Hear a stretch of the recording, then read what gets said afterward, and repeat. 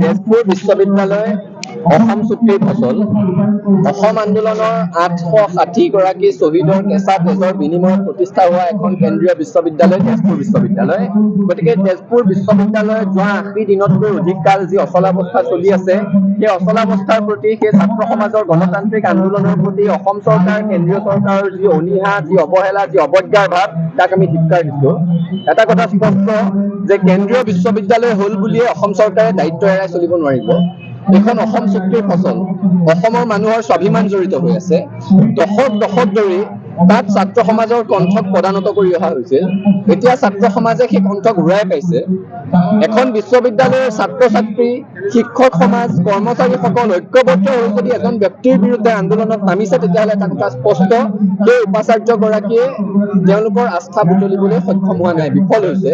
সেই উপাচাৰ্যগৰাকীক তেজপুৰ বিশ্ববিদ্যালয়ৰ ছাত্ৰ সমাজ, শিক্ষক সমাজ, কৰ্মচাৰী সমাজে নিজৰ অভিভাৱক হিচাপে মানি ল'বলৈ অস্বীকাৰ কৰিছে। গতিকে এই উপাচাৰ্যগৰাকী আচলতে ন্যূনতম আত্মসন্মান বাকী থাকিলে নিজে পদত্যাগ কৰিব লাগে, কিন্তু নকৰিব। হৃদয় ৰাজনৈতিক আশীৰ্দন্য।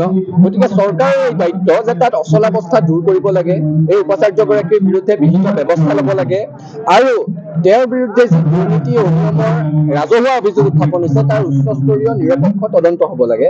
ছাত্ৰ সন্থাৰ তৰফৰ পৰা আমি তেজপুৰ বিশ্ববিদ্যালয়ত আন্দোলন কৰি থকা ছাত্ৰ ছাত্ৰী, শিক্ষক সমাজ, কৰ্মচাৰী সমাজলৈ আমাৰ পূৰ্ণ সমৰ্থন ঘোষণা কৰিছো। তেওঁলোকৰ দাবীসমূহৰ প্ৰতি আমাৰ সমৰ্থন আছে।